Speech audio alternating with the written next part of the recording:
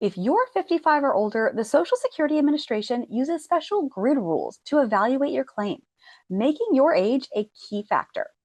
These rules recognize that older workers may face greater challenges when transitioning to new types of work, so proving your disability with solid medical evidence is absolutely critical. My name is Kaitlin Wildoner, and I'm an attorney who helps disabled clients obtain their disability benefits as quickly as possible so they can focus on getting better. In today's video, I'm going to walk you through a step-by-step guide to applying for SSDI benefits after age 55, including the documents that you'll need, how to complete the application, and what to expect throughout the review process.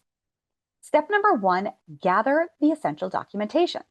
The first step to a successful SSDI application is gathering the right documentation before you even start.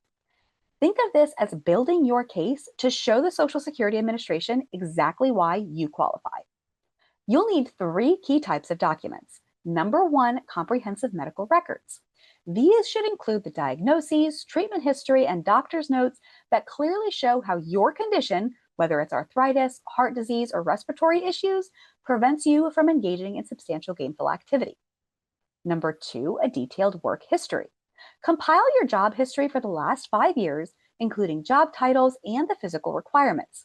For those over age 55, the Social Security Administration may be less likely to expect you to learn new skills if you can no longer do your past work. And number 3, proof of age and work credits. Know your birth date and, if applicable, have your citizenship documents handy.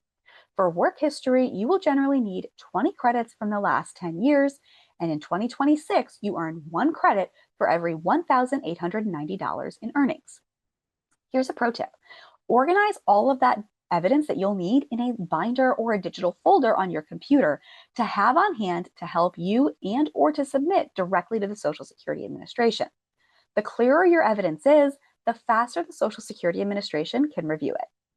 Step 2 is to complete the SSDI application. You can do this online at ssa.gov, by phone, or in person. I do typically recommend the online portal because it lets you work at your own pace and save your progress. When filling out the application, be thorough. List all of your medical conditions that impact your ability to function, even ones that might seem minor. You'll also want to be able to explain how your conditions limit your ability to work. For example, don't just say that you have back pain. Say that you cannot stand for more than 15 minutes without needing to lie down due to lumbar spine pain. You may not need to include that additional information on the application itself, but you'll want to be able to provide it in the supporting documents that the Social Security Administration will send weeks to months after you submit your application. For those over age 55, the Social Security Administration's grid rules are a major advantage. This is because the Social Security Administration acknowledges that it's harder to retrain for new roles at that stage in life. And a reminder, don't downplay or overstate your symptoms. Be honest and detailed about your worst days. Step 3, prepare for the review process and appeals. After you submit the initial application, the Social Security Administration will begin the review process, which currently takes an average of 6 to 7 months for an initial decision. During that time, they may request a consultative exam with one of their doctors. Don't be discouraged if your initial application is denied. The vast majority of first-time applications are. If this happens, you have 60 days to file a request for reconsideration. And it's the appeals process where having a disability attorney can often make the most impact. An attorney can help to argue how your age and limitations align with the rules to maximize your odds of approval.